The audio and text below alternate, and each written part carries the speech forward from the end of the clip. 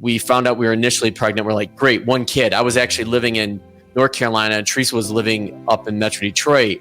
And we had just made the decision that we were either going to get divorced or she was going to move to Carolina. And so we're like, okay, great. One baby, we can make it work. We had friends and family that lived in Carolina. 4 weeks later, we found out we were having twins. We're like, okay, Carolina can still work. We can still make this work. And then week 8, which is the first ultrasound I got to go to, we found out how we got triplets. And as soon as that happened, I knew I was on my way back to Michigan because that's where the majority of our immediate family was. And it was going to take a village to pull this off. I am Paul Fenner, and I am undone.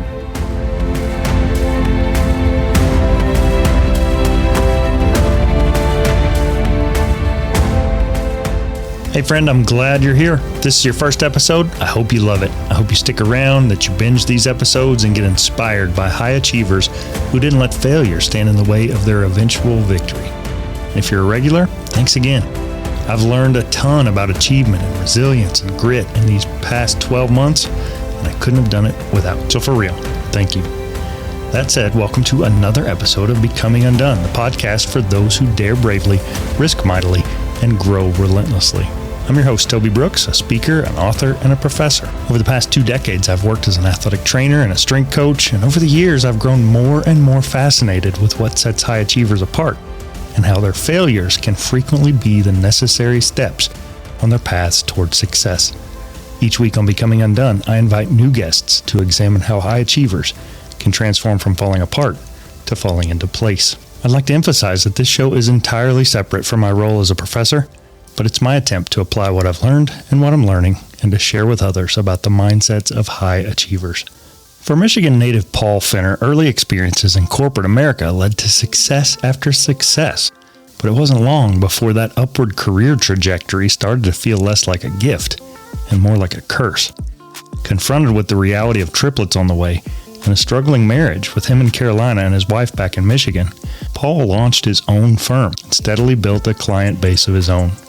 Today, in addition to being an entrepreneur and a business owner, he's a podcaster, hosting the popular Emotional Balance Sheet podcast, where he regularly interviews people who have faced big challenges and career pivots, especially those with growing families. I hope you'll enjoy my conversation with Paul Fenner in episode 65, All In. This week, our guest is joining us from the lovely north of Michigan, founder of TAMMA Capital and host of the Emotional Balance Sheet podcast, Paul Fenner. Paul, welcome to the show. Thanks, Toby, for having me on. It's great to have another conversation with you. Paul and I connected a while back on some social media podcasting platform and had done interviews with his show as a guest. And Paul, I loved your story and the genesis of your company. And the topic of this show is really about how we can take things that might be perceived as adversity and turn them into a springboard for success. And while I'd never want to think about family as adversity, certainly life threw you a curveball with the birth of triplets. Going back to your story, though, start at the beginning, wherever that was for you. I think most times my story just begins about 13 years ago almost when my triplets were born. Obviously, there was a lot that happened prior to that, but ironically, I started my family office, my planning firm, TAMMA Capital, the same day my triplets were born. But it wasn't called TAMMA back then. It was called DreamWorks Capital Management.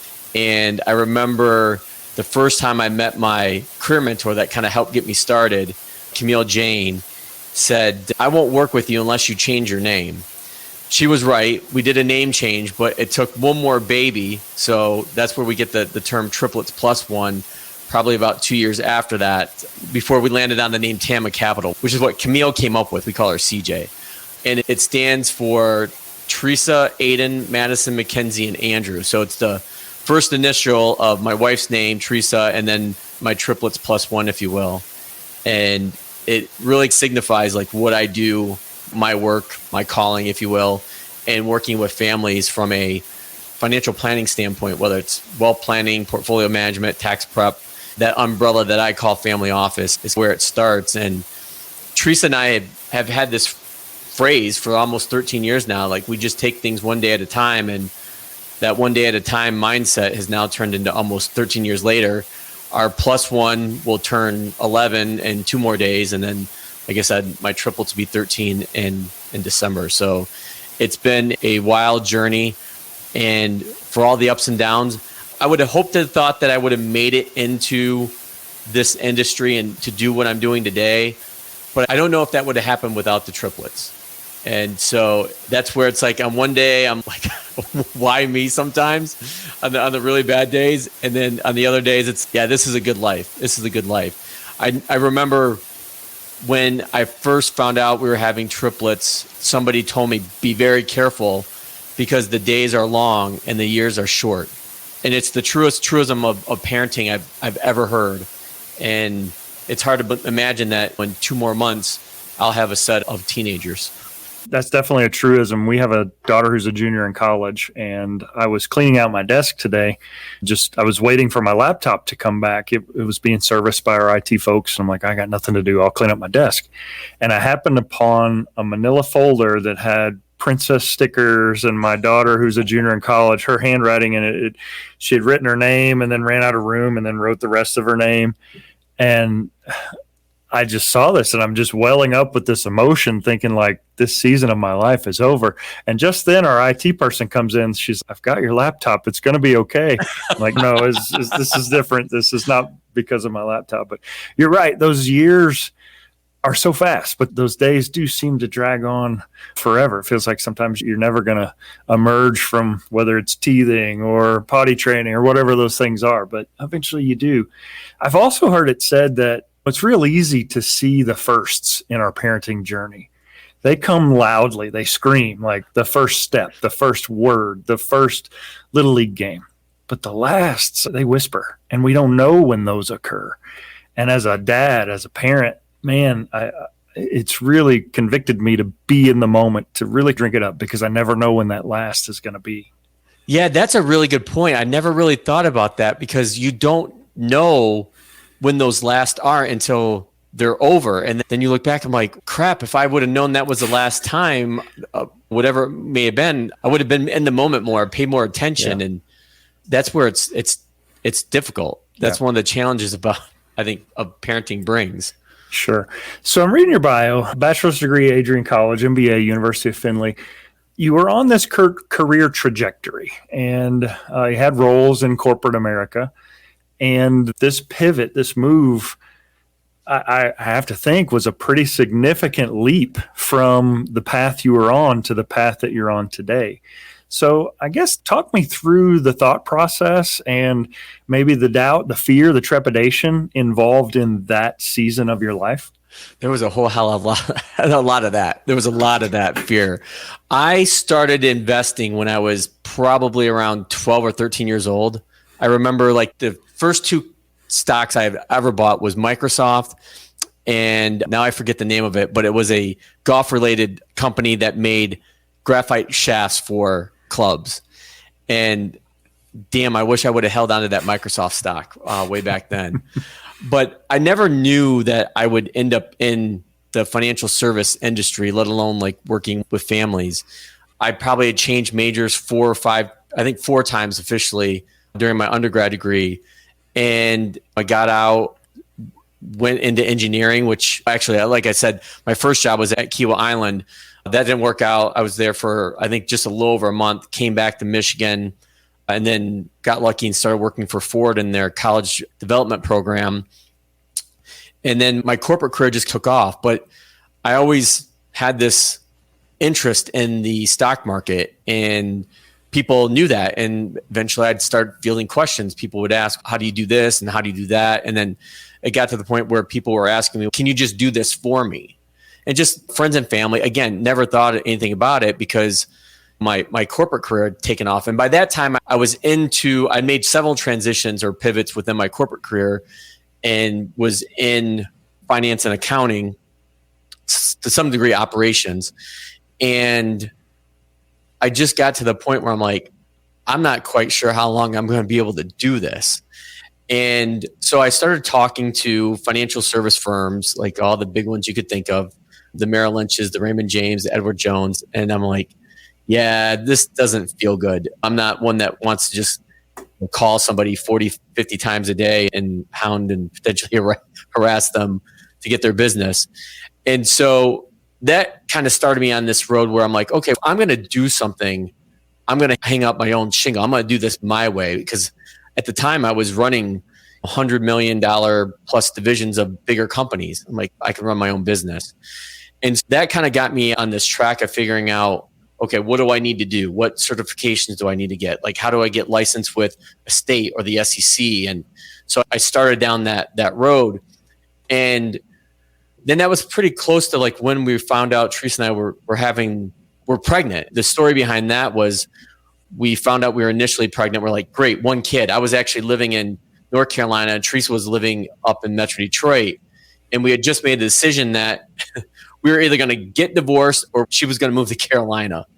And so we're like, okay, great. One baby, we can make it work. We had friends and family that lived in Carolina. 4 weeks later, we found out we were having twins. Little did we know it was a boy and a girl. We're like, okay, Carolina can still work. We can still make this work. And then week 8, which is the first ultrasound I got to go to, we found out we had that boy and the boy egg physically split on us. And that's how we got triplets. And then as soon as that happened, I knew I was on my way back to Michigan because that's where the majority of our immediate family was. And it was going to take a village to pull this off. I got to that point, came back to Michigan. We had the triplets. I still had a corporate job. And that's when I really started launching the firm. So I kept my full-time corporate job for the first 8 years I had the firm. And it wasn't until now it's approaching about 6 years ago, I came into it full time. And one of the main reasons why I came into it full time was we needed somebody at home more with the kids at that stage of the game, if you will. So I think they would have been in kindergarten. Triplets would have been in maybe first grade. And so both Teresa and I knew that I was going to be the one that would have the flexibility if she was going to keep her corporate job, which she still has today. And we just made it work. I never thought in a million years that I would be the primary caregiver, if you will, like for getting kids on the bus, getting kids off the bus, things of that nature. But we just made it work.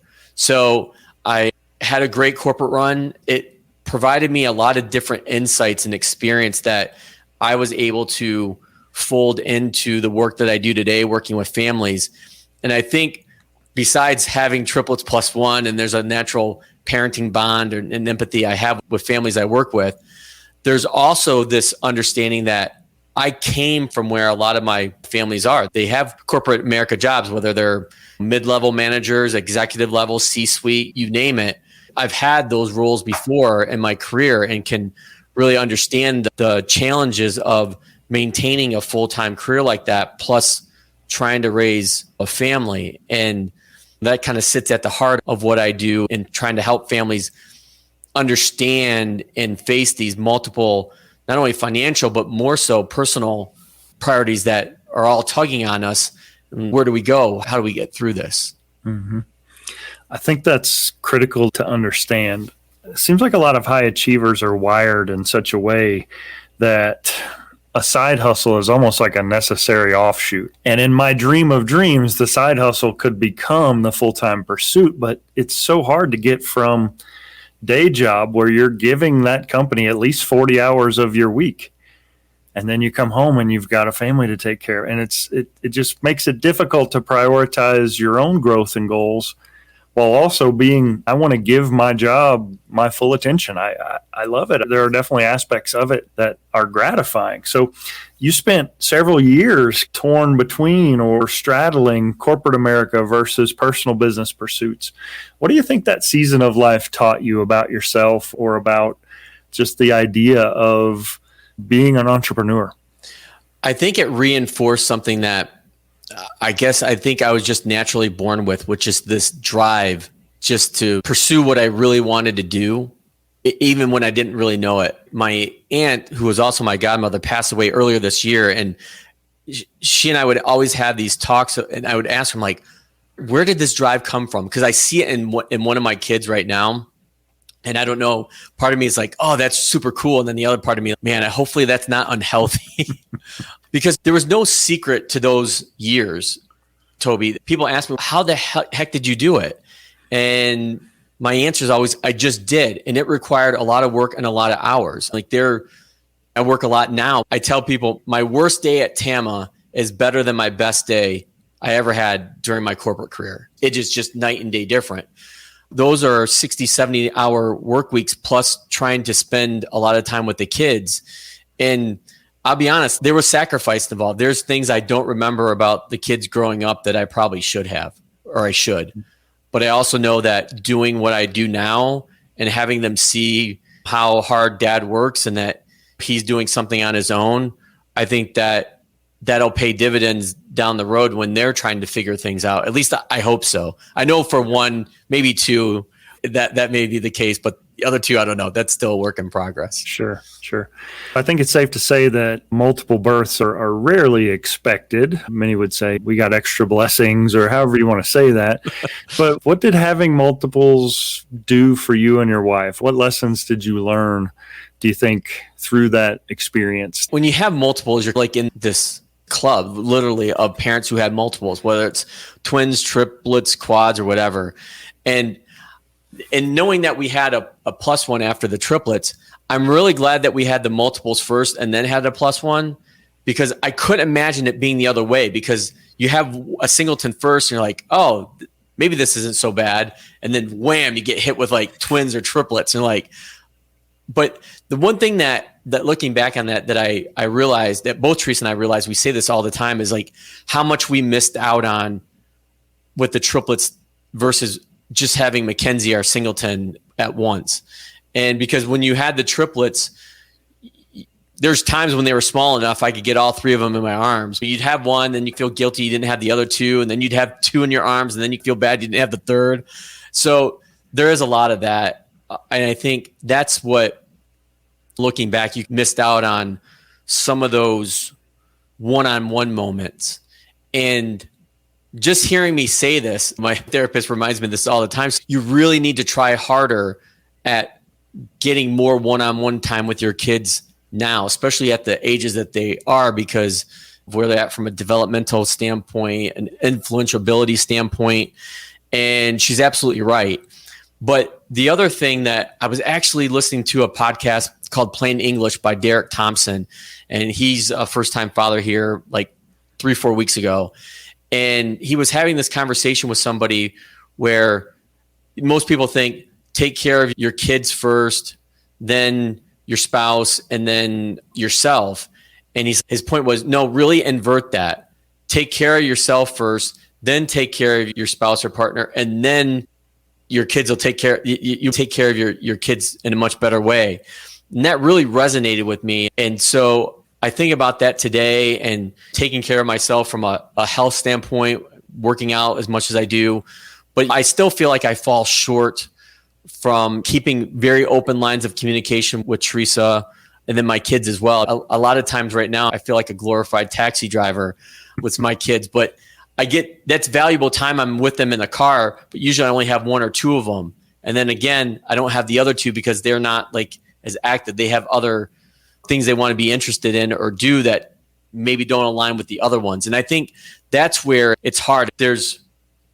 Even when you had two kids, you could be, going in multiple directions. But when you add that third, I found in working with enough families, that's really where things change from a family dynamic standpoint. Mm-hmm. That's great insight. So going back to your story, you eventually do make the jump full-time into your own thing. You separate the corporate America from your own pursuits and do the own pursuits full-time. What along the way would you characterize a setback or failure, and what did it teach you before you launched out on your own full-time? That's a really good question. I think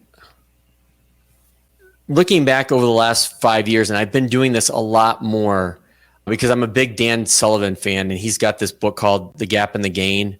I highly recommend people take a look at that, because if you don't look back to where you started, you're looking out on the horizon, and the horizon's always in front of you. It's like never moving. And how do you measure progress? Well, you have to look back. And it sounds counterintuitive, but the more I've thought about it, the more I research it, the more correct I believe Dan is. And when I look back now, I'm like, why didn't I make that jump sooner? Like, knowing what I know now, I'm like, the whole hindsight 2020, But I had the confidence, I had the skill, but I couldn't necessarily overcome the fear. I had to hang on to the corporate job like Linus hangs on to his blanket.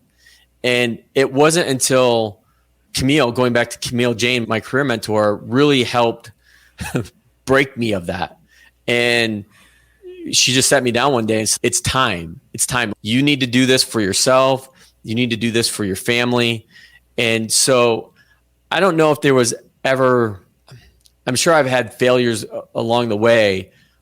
I think looking back at big picture, that's something that resonates with me a lot today. And I think it'll continue to resonate with me, especially as my kids continue to grow and develop.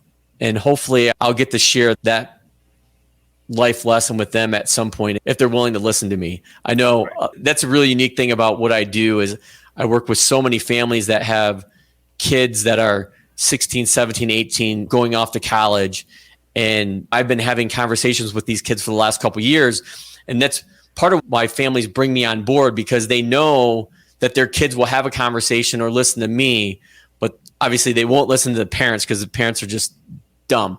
I'm not sure who will fill that role. I'll have to find somebody when my kids get to be that age, but it's one that I've really enjoyed and embraced having these conversations with these soon to be young adults starting their journey into college. And then I call them my legacy kids, because then after college, they end up coming on board as official TAMMA clients, which is great because it just solidifies this whole idea of family and what I do and what my firm is all about. Yeah, that's great.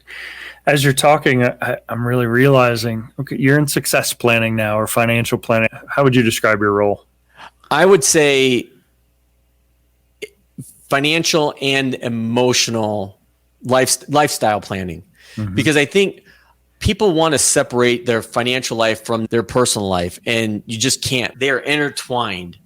And one of the big changes that I made with my firm probably about 3 years ago, and this is still a transition for me, is I think most people have this stereotype of what a financial advisor, planner, wealth advisor, there's lots of different names for us, really does. And I think most people think, oh, that's just the person that manages my portfolio or picks stocks or bonds or ETFs for me. And that's the sexy thing, because that's what's in mainstream media. Like, how did the stock market do today? What's the economy doing? Those type of things. But for me, I start with the emotional side of the equation. So I've developed this one-page plan, if you will. And on the left-hand side of it starts with, what is my purpose or purposes? And then from there, what are my objectives? And then from there, what are my action items? So think of your purpose as your why, that whole Simon Sinek book, and starting there.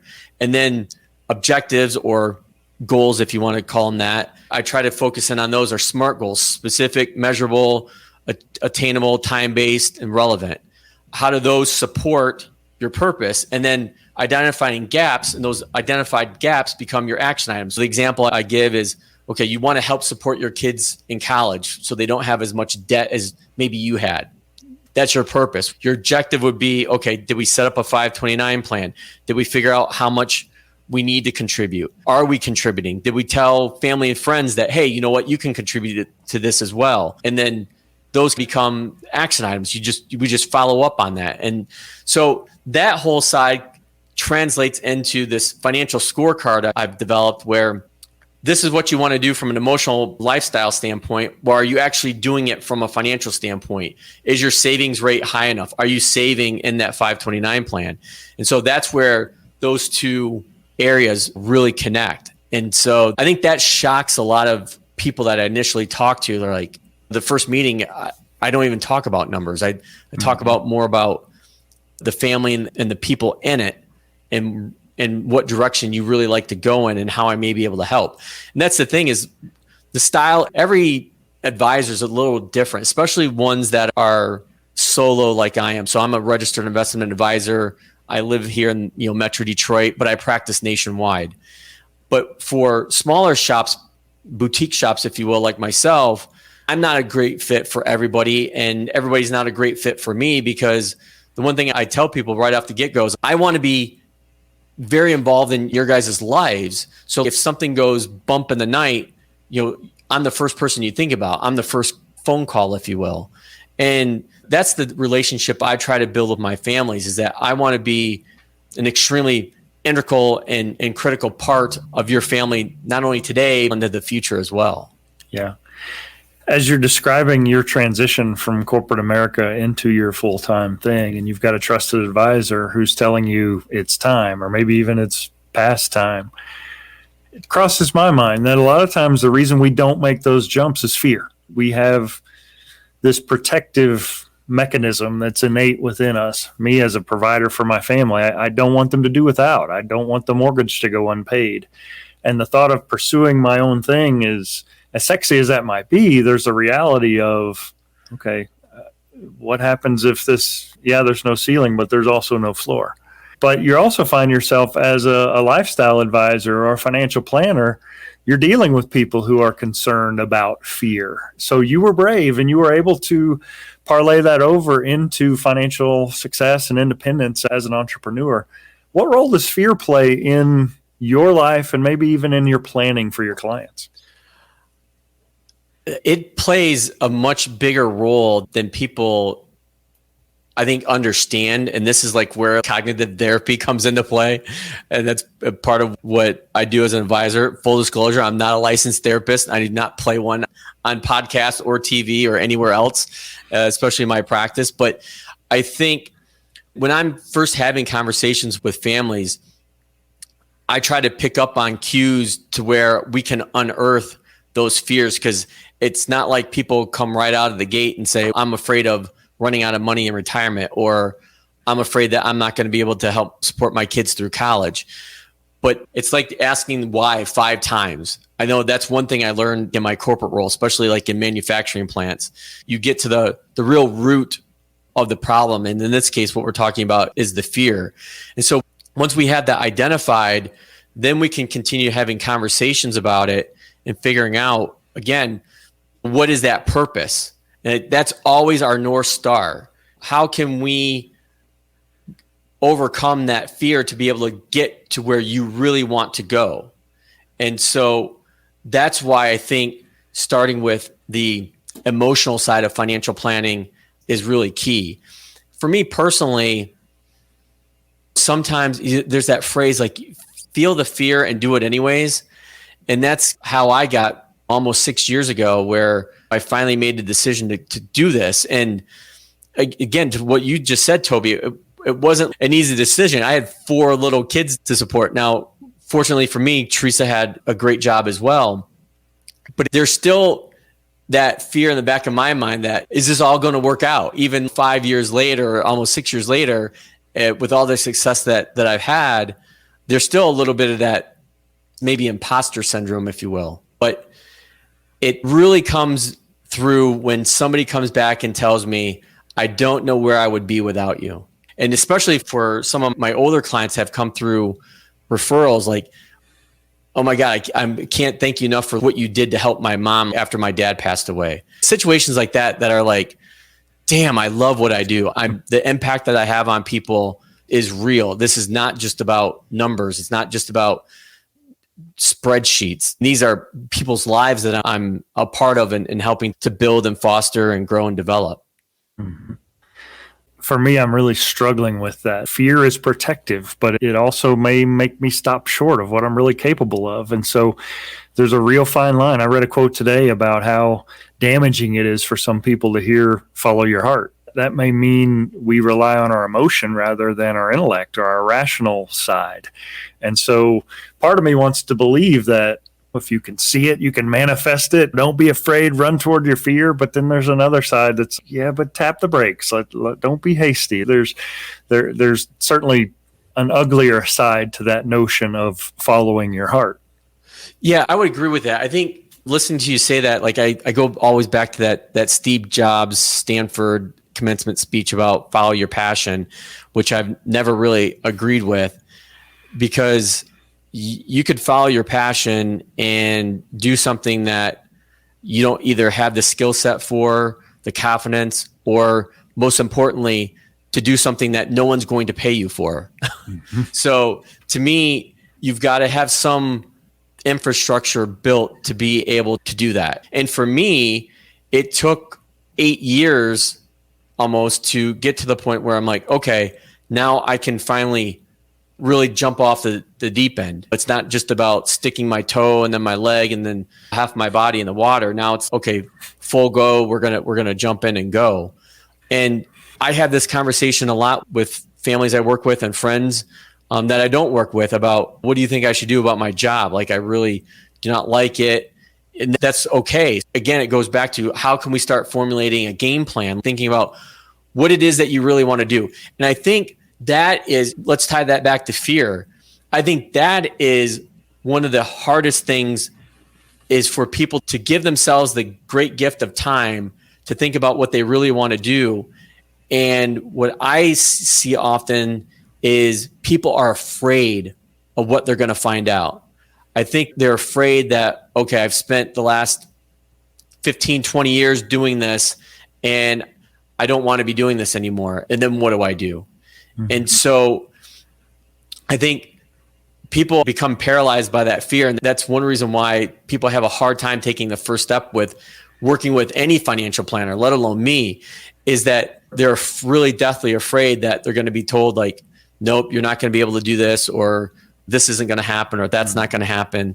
And so that fear really prevents them from not only moving forward, but really figuring out what they want to do, going back to what their purpose is. Sure. As you're talking, I'm thinking back to my own journey as a podcaster, and I've wanted to have a podcast for a very long time. And it's one thing to want to be a Joe Rogan, or for me, Lewis Howes' School of Greatness is certainly one that I've modeled after, but you can't get to episode 100 unless you've at least published episode 1. And, that fear of perfection sometimes is a real enemy. And so being willing to learn and to grow through that process has been really liberating for me.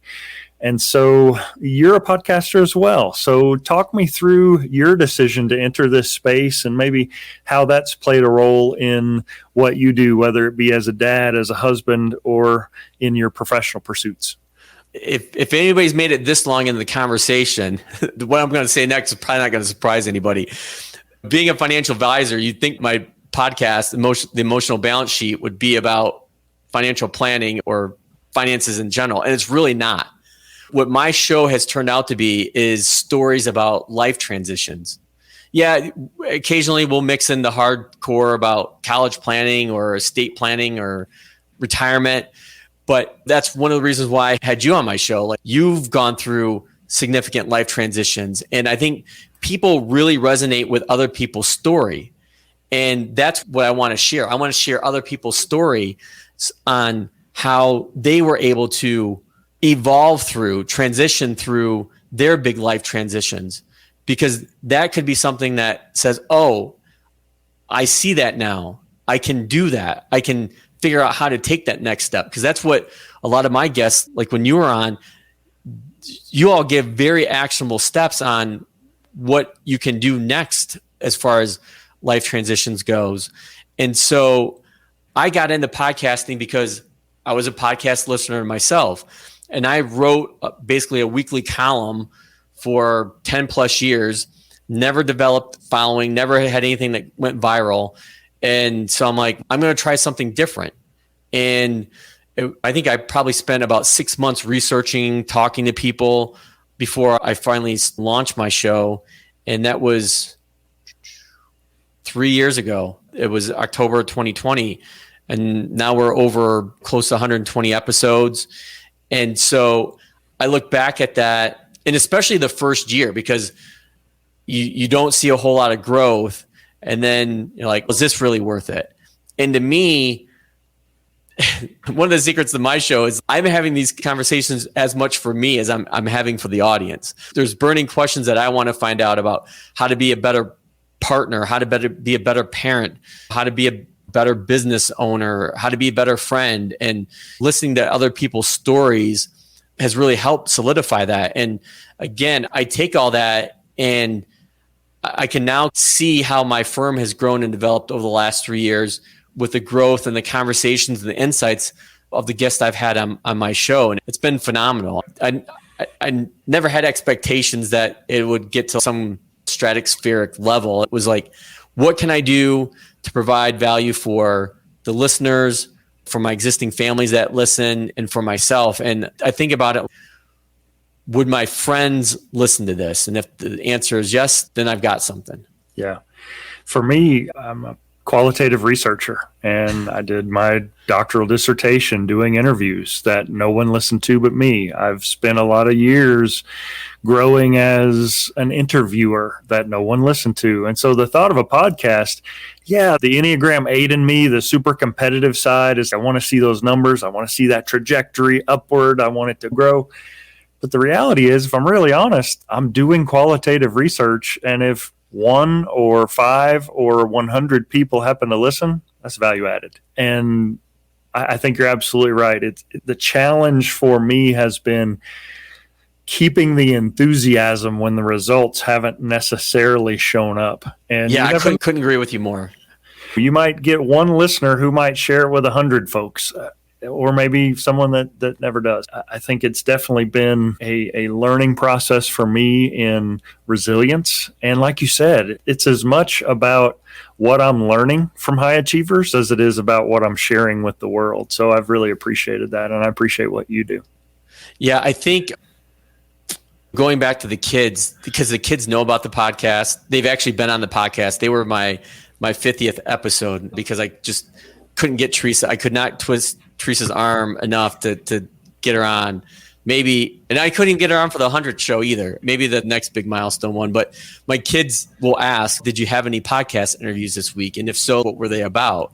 So they have a vested interest. They all have phones now, which is another challenge of parenthood. But they've got Apple, iTunes, or whatever on their phones. And I think a few of them have listened to a few episodes before. And so it's that enthusiasm, like you just mentioned, that helps get me going too, when your numbers maybe aren't what you would like them to be. But I think I just love having these conversations. Yeah. And in podcast years, 3 years is an eternity. And so congratulations on that.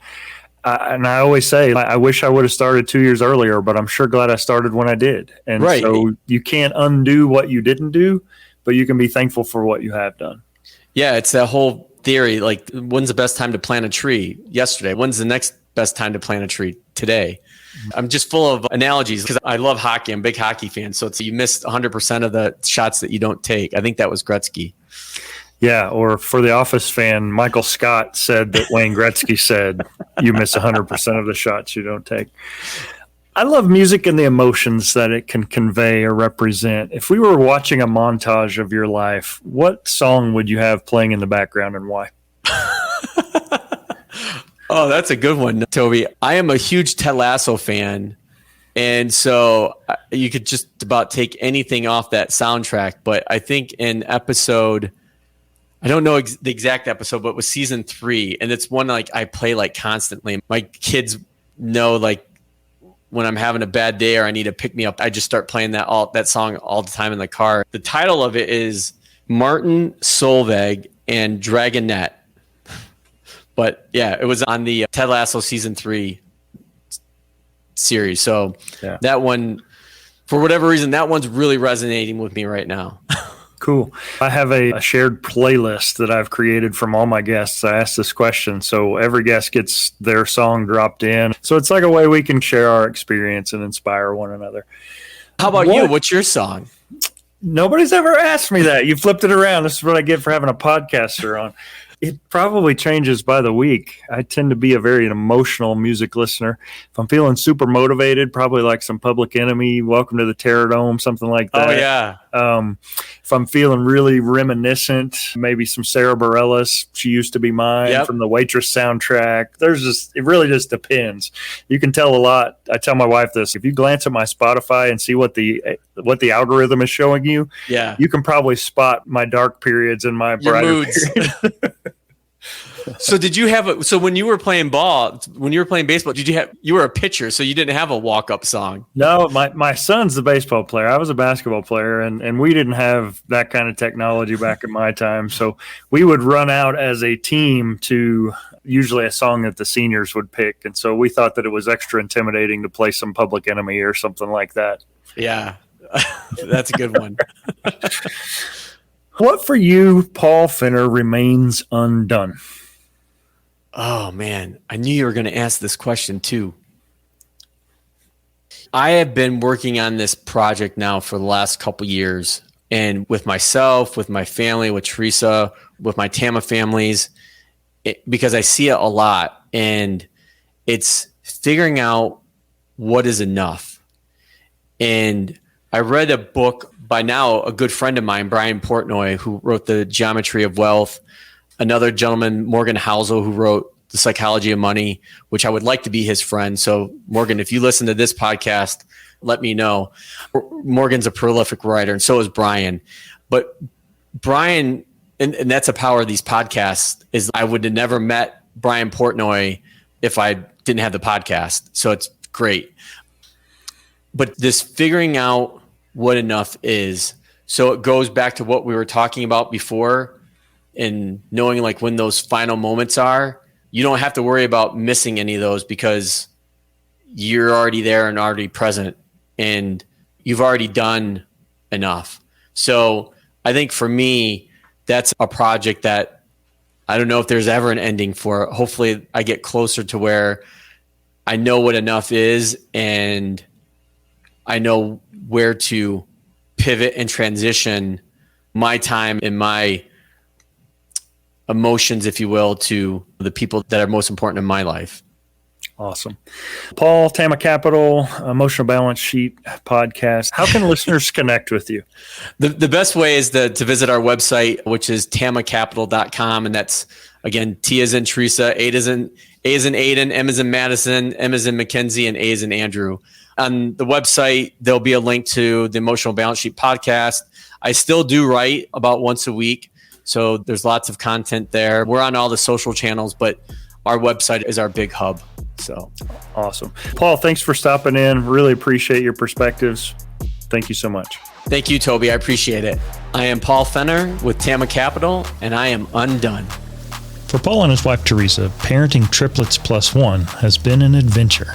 And along the way, they've managed to build a highly successful business that allows them the flexibility to be fully present in their kids' lives. I'm thankful to Paul for dropping in today, for sharing his story, and for giving us a peek at the big picture of entrepreneurship and balancing it with family. If you haven't checked it out yet, be sure to listen into his show, Emotional Balance Sheet, wherever you get your podcasts. Just be sure to come back here and listen to mine. For more info on today's episode, be sure to check it out on the web. Simply go to undonepodcast.com/EP65 to see the notes, links, and images related to today's guest, Paul Fenner.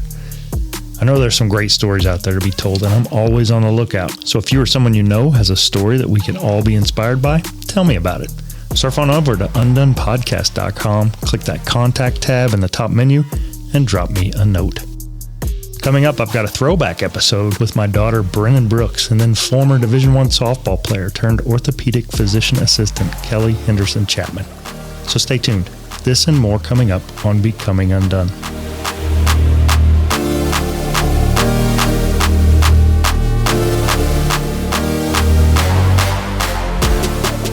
Becoming Undone is a Nitro Hype creative production written and produced by me, Toby Brooks. Follow the show on Facebook, Instagram, X, and LinkedIn at Becoming Undone Pod. And follow me at Toby J. Brooks on X, Instagram, and TikTok. If you'd be so kind, would you pretty please subscribe and leave me a review at Apple Podcasts, Spotify, iHeartRadio, or wherever you get your podcast? That would be freaking awesome.